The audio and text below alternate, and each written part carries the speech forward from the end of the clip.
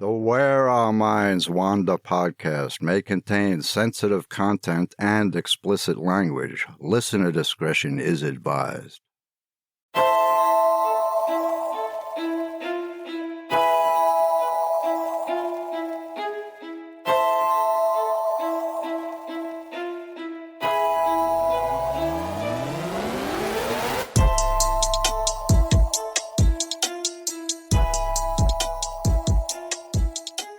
Hello and welcome to Where Our Minds Wander, all you fellow wanderers. I'm Wes, and that's my wife and co-host Beth. Hello, everyone. We hope all of our American listeners had a great 4th of July.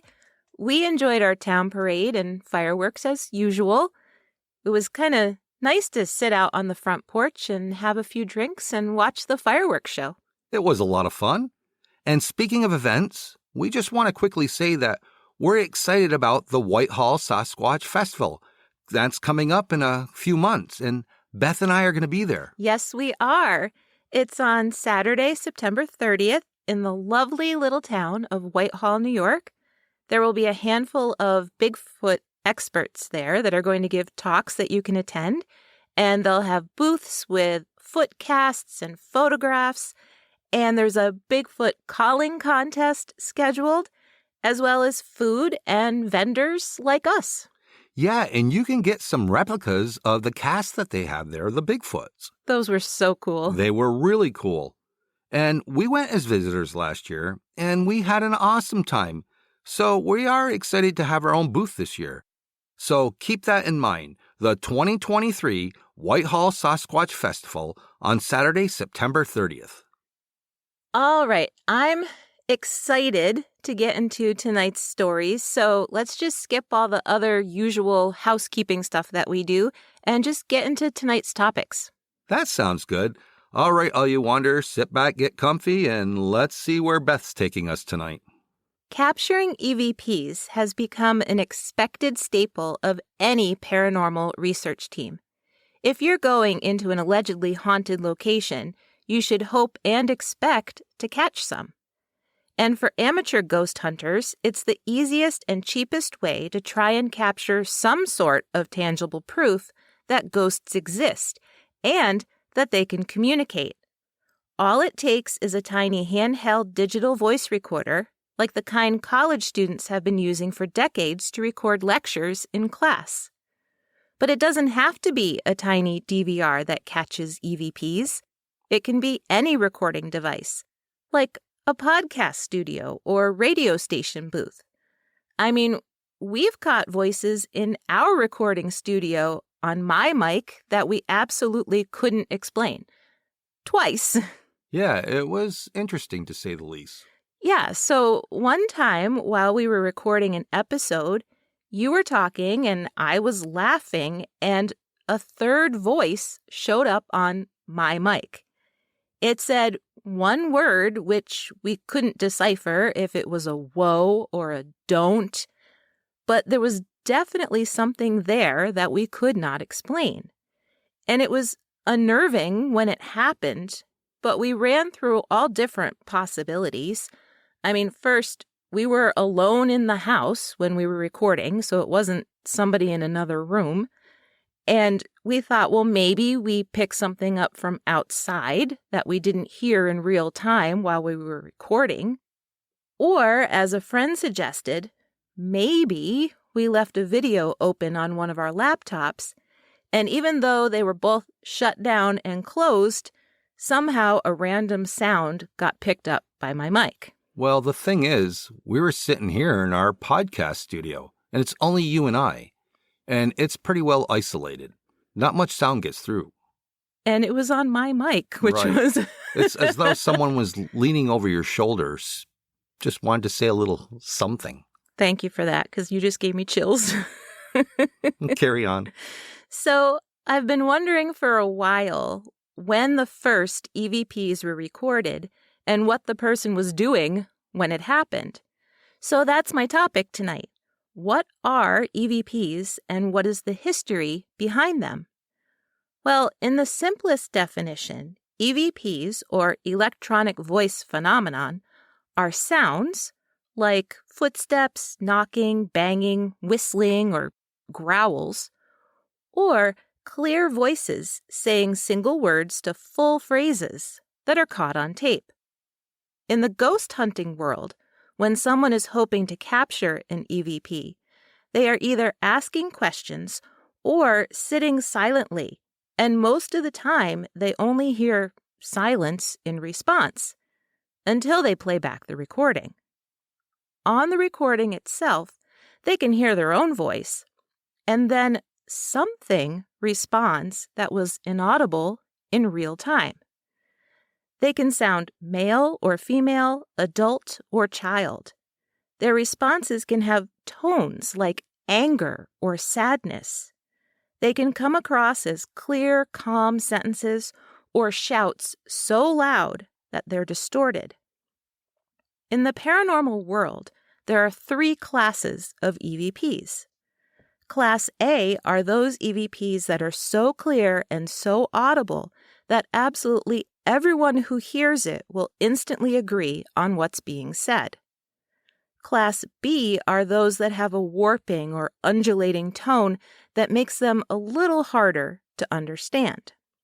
Class C are more like whispers due to the amount of warping, and they are the most difficult to decipher. So when you catch a disembodied sound or voice on your digital voice recorder, what could possibly cause it? Well, obviously, in the paranormal field, there are 2 thoughts. First, they are the voices of the dead trying to communicate, which is why DVRs are such a popular tool. It's hard to argue that spirits don't exist when all you have is a digital voice recorder and someone you can't see answered you. Second, they could be the voices of people who may not be dead, but are in a different dimension of time and space. So it's the multiple universe theory, when sometimes parallel, simultaneous timelines overlap and bleed into each other. A third explanation, which I also might say is bordering the paranormal, is that the voices come from our own subconscious. We want to hear something while we're ghost hunting.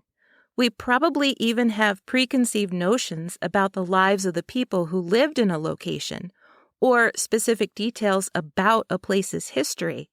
And so our subconscious thoughts get projected onto a recording device. Isn't that cool? It's very cool. I mean, the whole power of the mind thing, like that theory that's really cool to me. There is a 4th and 5th explanation, but I'll get to those at the end. So first, I want to start with the history of EVPs. Now, we did an entire episode on Thomas Edison's spirit phone. That was an invention he worked on in the 1920s with the hope that it would communicate with the dead. And he certainly told several news publications that he thought it was possible. Nikola Tesla also thought it might be possible. So the idea that we can record spirits talking to us has been around since recording devices were invented. At the end of the 1940s, a man named Marcello Bacci in Italy claimed he was picking up voices on a vacuum tube radio that he couldn't explain, in which he firmly believed were from spirits in the afterlife. British Reverend Charles Drayton Thomas caught something unusual on a taped audio recording in 1941. Although he was a Methodist minister, he was also a spiritualist, and he was testing the validity of a self-proclaimed medium named Gladys Osborne Leonard. When Reverend Thomas later played back his recorded sessions with her, he was utterly shocked to hear what sounded to him like the voice of his deceased father. In 1952, 2 Catholic priests named Father Ernetti and Father Gemelli were using a magnetophone, or reel-to-reel tape recorder, to record Gregorian chants. They kept having issues with the machine. The wire kept breaking, and at one point, a frustrated Father Gemelli raised his eyes and asked his deceased father for assistance. Later, as they listened to their finished recordings, they were shocked to hear a male voice say, quote, "Of course I shall help you. I'm always with you." That's creepy. Isn't that cool? That's very cool. I also found it really interesting that the earliest EVPs were caught by clergymen. Yeah. Attila von Zale, an American photographer specializing in spirit photography, began experimenting with recorded voices as well. This was prior to Father Gemelli's discovery in 1952, so Zale was using a Packard Bell phonochord, which used a 78 RPM record and a microphone. This didn't produce any results, so in 1956, Zale and his research partner, Raymond Bales, began using reel-to-reel tape. Zale would enter a sealed spirit cabinet with a microphone. The mic was attached to a tape recorder that they placed outside the cabinet. As Zale, who also considered himself to be a medium, would attempt to contact any spirits, the men found that the microphone picked up all kinds of unexplained sounds. To prove that they weren't tampering with the device, they left the microphone inside the cabinet by itself, and they ended up with the same strange results. They heard things like, "This is G," and "Merry Christmas and Happy New Year to you all." Their findings were published in 1959 by the American Society for Psychical Research. Also in 1959, a painter and film producer named Friedrich Jürgensen was out recording birdsong in the woods in Sweden. So Jürgensen, as far as I know, wasn't involved in spiritualism or anything like that. He was just out trying to record birds for maybe a background to a film or something. When he played back his recordings, he was certain that random single words were popping up that were definitely spoken by humans. He went back out to the same secluded area and recorded in the same spot several times, until eventually he was picking up entire sentences, as well as random voices calling his name. At one point, he was convinced he had even recorded his mother's own voice, even though she was no longer living. He was adamant that there was no possibility of any radio interference. Jürgensen went on to publish 2 books about his experiments. A decade later, Latvian doctor Konstantin Rodiv approached publisher Colin Smythe with an impressive collection of recordings. Different sources put their number anywhere between 72,000 and 100,000. Rodiv coined the term EVP, which he said stood for electronic voice projection. He claimed he asked questions while running a tape and recording nothing but silence in real time. However, when he played back the recordings, they were filled with unexplained voices, many of which answered the direct questions he had asked. He claimed that even some of these communications were from Hitler, Stalin, and Winston Churchill. Smythe was definitely intrigued, and he wanted to publish Rodiv's findings, but he had to convince his boss, Sir Robert Mayer, that it was a good idea. Rodiv offered to set up recording sessions with Meyer in attendance, and that's what they did.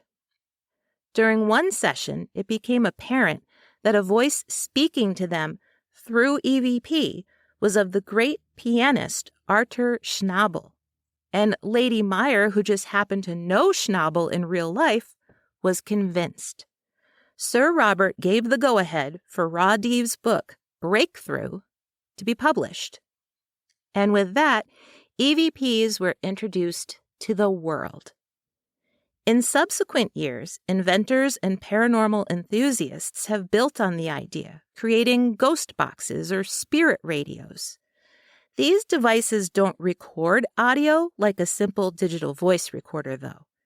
They channel through radio frequencies and white noise, spitting out occasional words or phrases that might correspond to questions being asked by an investigator. I personally like the good old-fashioned digital voice recorder. I like that there's no bells or whistles, and you can pretty much use one anywhere. It's hard to tamper with, and they certainly can pick up some interesting things. Well, we have a spirit box, and it is fun to play with, but I don't like it as much as the EVP recorder. And we have no idea how things end up on it or why things end up on it, but we have witnessed it ourselves, and we couldn't explain it. There are those who will try, of course. I mentioned at the top of my story that there is a fourth and a fifth explanation for EVPs. The fourth explanation is that back when people were using tape, there were all kinds of ways that the recording could be compromised. Not on purpose, but it could be. The most likely explanation, according to skeptics, is that the erasure and recording heads on their equipment weren't lined up properly. So when they erased a previous tape and reused it, remnants of the original recording were still present, making it seem as though random sounds were picked up on the second or third time through. Today, when people are using electronic or digital voice recorders, they could possibly pick up frequencies from radio stations, baby monitors, CB radios, or any other equipment nearby, like smartphones. Or even meteor showers. Sorry, I thought that one was funny. Or even meteor showers, which can mess with radio frequencies and reroute a foreign-sounding word to your recorder from thousands of miles away. Interesting. I've never heard of that before. I know. Another possibility, still going with explanation 4, that it's been contaminated in some way. Another possibility is that when people think they've caught a voice on a digital recorder and then they isolate it and add either noise reduction or audio enhancement in order to hear it better, it actually distorts the sound and adds in artifacts that weren't originally there. But that leads me to an obvious question, right? If it's just distorted stuff or contaminated audio, how do you explain when you get a direct answer to a direct question? Like, is it even statistically possible for your recorder to pick up a voice stating an answer that makes sense just seconds after you asked it? It seems to me like that possibility is pretty darn slim. I mean, if you're in a haunted location and you ask, "What's your name?" and the response is, "Come on down to our mattress sale," then I'd say, yeah, you're picking up frequencies from somewhere else. But if you're in the Lizzie Borden house and you ask, "What's your name?" and you pick up Lizzie on the recorder a second later, how many meteors are sending that name bouncing through the atmosphere at that exact moment? Or local radio stations, or baby monitors?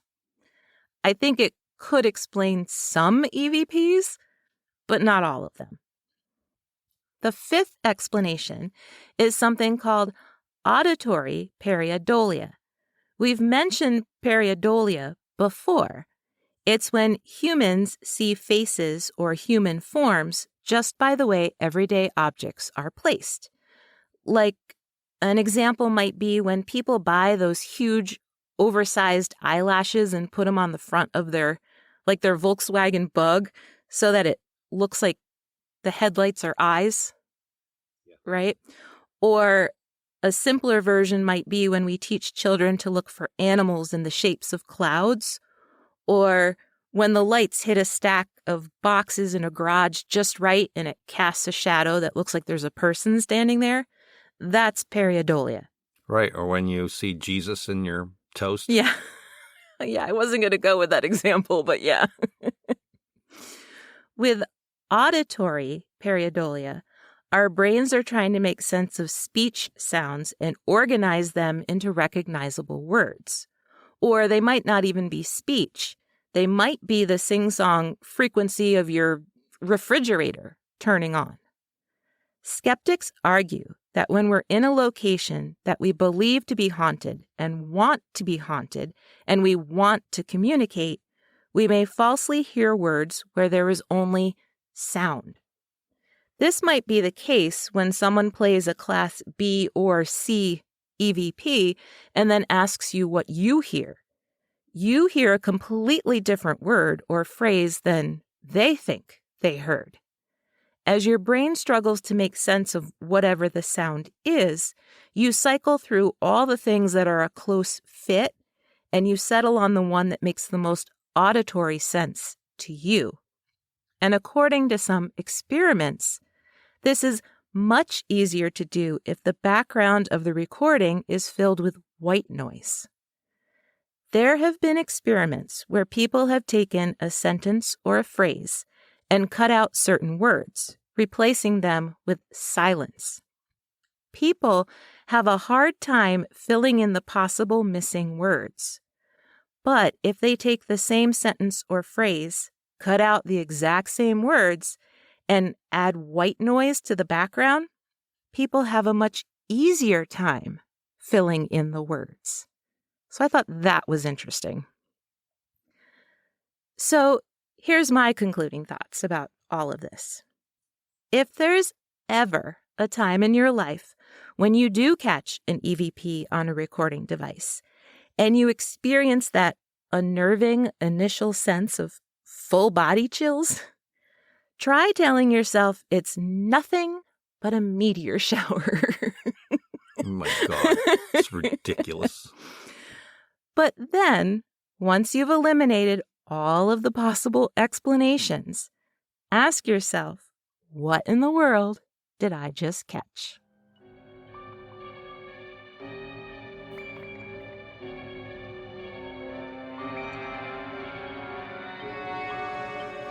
Hey, did you know? Many famous Star Wars fans have had the chance to do uncredited cameos in various Star Wars films, including Daniel Craig, Rose Byrne, Joseph Gordon-Levitt, Lin-Manuel Miranda, Tom Hardy, and even George Lucas himself. But did you know legendary cowboy John Wayne actually made it into space? In A New Hope, released in 1977, John Wayne was the man behind the black insectoid mask of spy Garandan. This uncredited cameo was actually Wayne's last appearance on film. Who'd have thunk it? So, my dear, why don't you tell us your story? Well, tonight we're traveling to Vermont.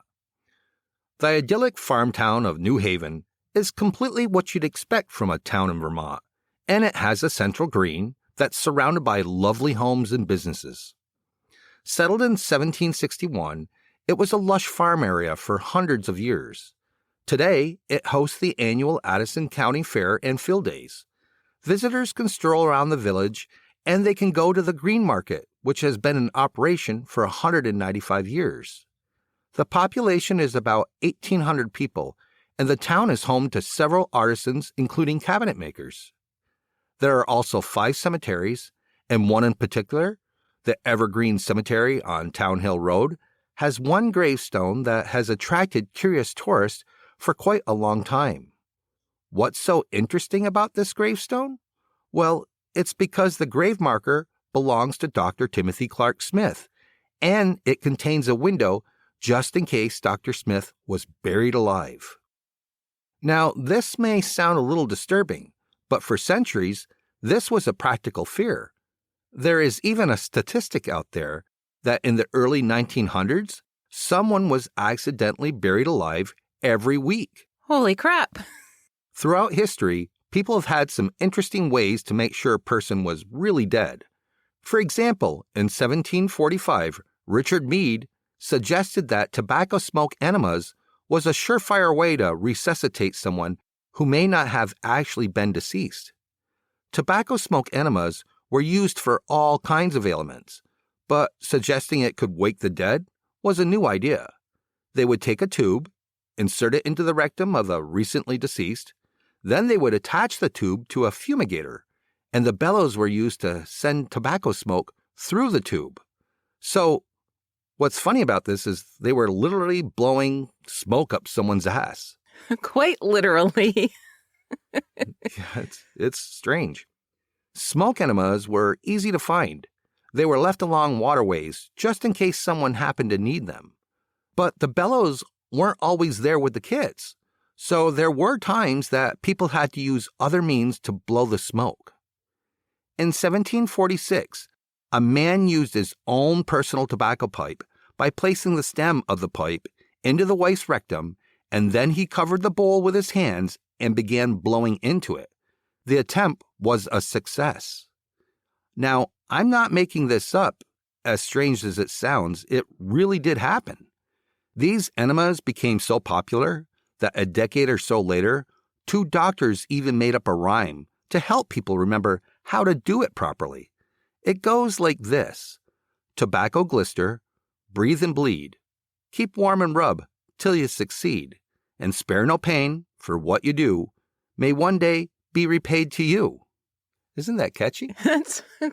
That is quite the nursery rhyme, and we probably should have included it in our bonus episode about nursery rhymes that we just did. Perhaps so. By 1783, there was a brand new way to check to make sure if someone was actually deceased. It was invisible ink. Someone would write, "I am really dead," and acetate of lead onto a piece of paper. Then they would hold the paper under the supposedly deceased person's nose. The thought behind this was that as the body released sulfur dioxide, which it does following death, the message would react and reveal itself, proving that the person was indeed telling the truth. Now, not surprisingly, this method wasn't entirely foolproof. If the person that they were checking had any sort of tooth decay or tonsillitis, sulfur dioxide could be released from their nose, even if they were still very much alive. Other methods for determining that someone was truly deceased included pinching them, repeatedly pulling on their tongue, burning them, or cutting off a finger or toe. If you bled, you weren't dead. Sailors' traditional mode for checking if a comrade was really dead was to sew one stitch of a shroud through the person's nose. They believed that the pain of the needle and thread through the nose would wake anyone up. So with such advanced methods of determination, you can kind of understand why taphophobia, or fear of being buried alive, was a real prevalent thing. By the mid to late 1800s, innovative inventors decided that if you were really accidentally buried alive, they would come up with a solution: safety coffins. In 1868, U.S. patent number 81,437 was issued to Franz Vester for his design for a safety coffin. It included a bell, a ladder, and a rope. The bell was attached to the rope, which was placed in the deceased person's hand, which obviously he or she would ring if they woke up underground. From what I understand, the bell was inside the coffin, though, which obviously would muffle the sound. If there was no one around to hear it, then the ladder was plan B. The person would simply climb out of the coffin to the surface. In 1887, Gail Bedell came up with an even better design. His safety coffin came with an electric alarm apparatus that would be triggered if the person inside the coffin activated the air pipe that was connected from the casket to the above-ground world. It didn't matter what the air pipe was made out of. He was sure to mention this in his design, that it could be constructed out of anything decorative. The simple bell method regained traction in 1892 when Dr. Johann Gottfried Tabarchet's design had bells placed above the ground, which were attached to the buried person's hands, head, and feet. These are the ones that we often see in movies and TV shows featuring Victorian-age cemeteries. The night watchman was supposed to go to the gravesite immediately if he heard any bells ringing. He would then insert a tube into the coffin and pump air into it with the bellows. Although it was very popular, it wasn't always accurate either. Various things could make the bells chime, from a decomposing body that was releasing gases to a strong wind. Some experts believe that this is where we get the expression "saved by the bell" from. But just to be clear, there is no documentation that anyone has ever been saved by using a safety coffin. So this brings me back around to Dr. Timothy Clark Smith and the Evergreen Cemetery in New Haven, Vermont. Dr. Smith suffered from taphophobia. Not a lot is known about Dr. Smith, but what little there is pretty interesting. He was born in Moncton, Vermont in 1821, and he graduated from Middlebury College at the age of 21. He moved to North Carolina for a bit, then moved back to Vermont before moving on again to Washington, D.C., where he was a teacher and a clerk in the Treasury Department.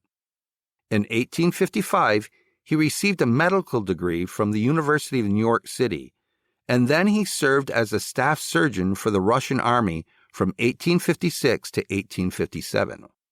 While in Russia, from 1861 to 1875, he served as the U.S. consul before moving to Romania from 1878 until 1883, where he was then a consul there also.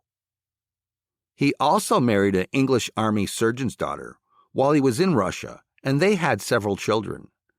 No one really knows why Dr. Smith feared being buried alive so acutely, but legend says that he had a true fear of contracting sleeping sickness, so he designed his own safety coffin. First, he selected a spot in the Evergreen Cemetery that was a natural grassy mound. Then he left instructions for an arched underground chamber to be built. The chamber was to be 4 to 5 feet high and be built using stone and cement. A staircase would lead from the chamber to above ground. A 6-foot shaft would be inserted into the chamber and fed directly up through the earth, leading to fresh air above ground. Once inside the chamber, he required that a hammer and a chisel be placed nearby on the ground.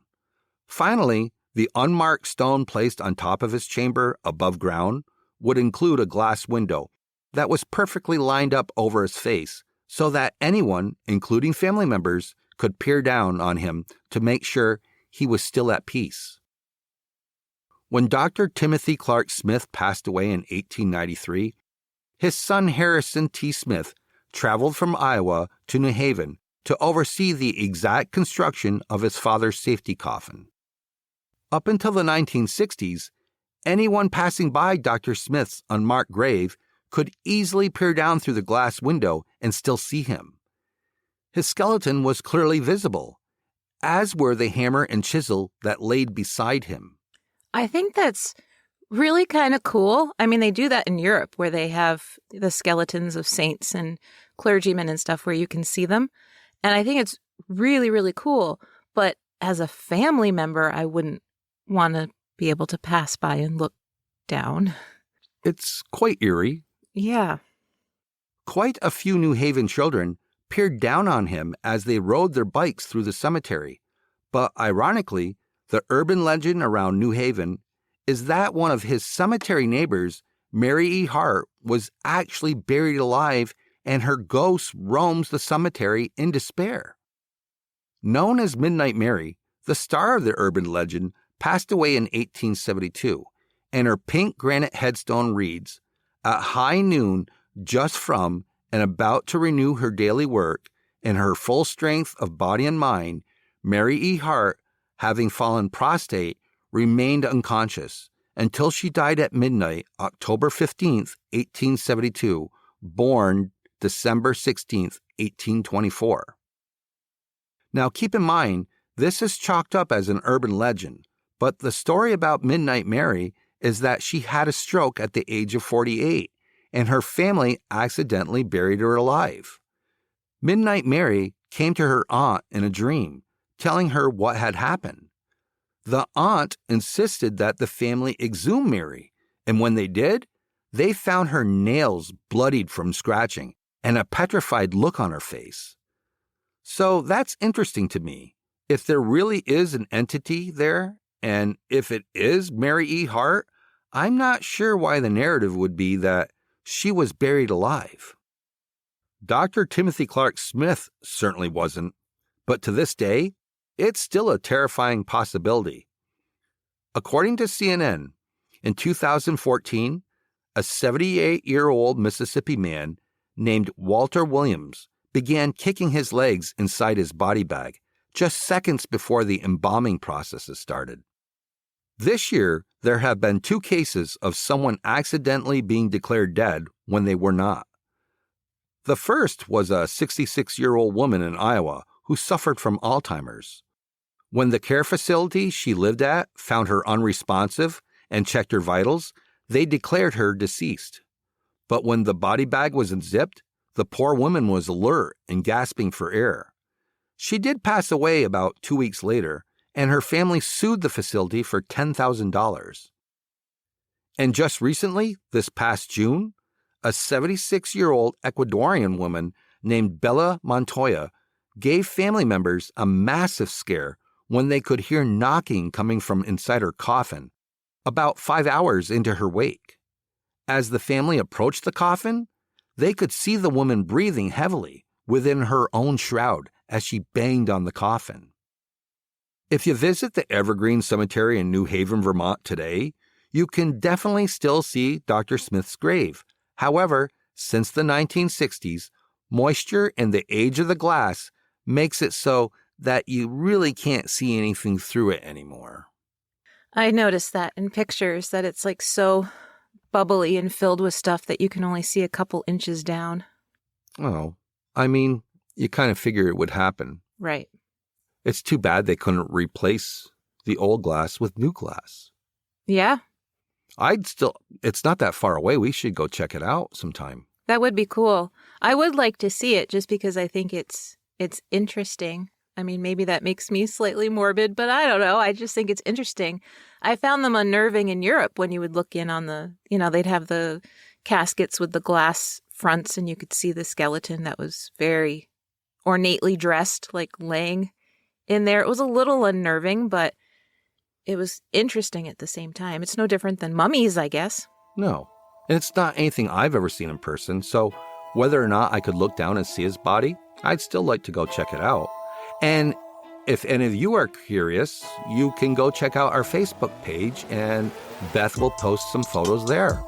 Yeah, I have one of the grave itself, and I have one of Dr. Smith himself, what he looked like in life. Awesome. Well, Beth, I guess that about wraps it up for this episode. I think so. We thank all you wonders for your continued support, and we hope to see you all next week for an all-new episode of Where Minds Wander. See you soon.